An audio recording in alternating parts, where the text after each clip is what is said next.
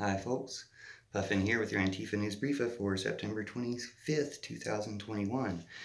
The two Michaels have been released. The Princess of Huawei has been released. I'm sorry, I don't know anybody's name here, but I know that the daughter of the president of Huawei, who was also in her own right an executive of Huawei, like CEO or something of Huawei. So I shouldn't call her the Princess of Huawei, but I don't mean it disrespectfully. I just don't happen to know her name right now. And I like the word princess, so I mean it as a compliment. She has been released from her house arrest in Canada, where she's been for 3 years, I think, since Trump got her arrested as some type of hostage situation to try to, kidnap her, to try to do something with Huawei, a cell phone company. That's his type of negotiating, taking hostages. And so I heard a report about this from, I think, a Canadian ambassador, because the two Michaels are Canadian. So since they took her hostage in Canada, like her houses were in Canada where they kept her on house arrest. They, were going to arrest her, or they did arrest her and then released her to house arrest.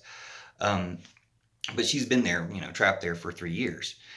And then after that happened, the Chinese government arrested two Canadians, one of whom I think was a former ambassador to China, or some type of diplomat, because the one they were talking to on BBC or NPR last night was also a former, I think, Canadian diplomat or ambassador to China. And the way he was talking about it, I didn't get his name, but the way he was talking about it on September 24th, 2021 on BBC NPR was, if you want to look him up, was that China had taken hostages. And that this proved it because they released the two Michaels the same time that she's been released. So after 3 years of having the two Michaels, whoever they are, in Chinese custody and her under house arrest, they've released the two Michaels on the same day that she's been released. And then, he mentioned China's always claimed that they're not related. They didn't arrest the two Michaels. I mean, they arrested the two Michaels for whatever reason they arrested them for. Of course, the reason they arrested the Princess of Huawei is, whatever reason they arrested her for was made up. Now, I don't know what the reason behind the two Michaels. I don't know who the two Michaels are or why they arrested them. But they did release them the same day that they released the Princess of Huawei. So is it a prisoner swap? I mean, he was talking about it like, this is just like the prisoner swap in Vietnam or something, the Hanoi Bridge or whatever. She's trying to make it some type of movie and trying to act like the Chinese were the villains in this movie when they didn't take the first hostage. If you want to call it a hostage situation and a hostage negotiation, Trump took the first hostage.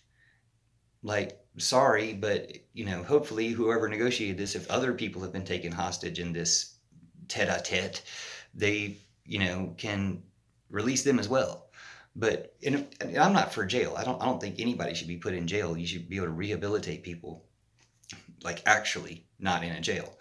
But while we have these things and while things are being played this way, maybe don't start these games if you don't want somebody else to play them. And of course, this diplomat was saying, well, now China's been exposed doing this and it'll show that it didn't work. Well, it seems like it did work. You could have released her earlier and maybe they would have been released earlier.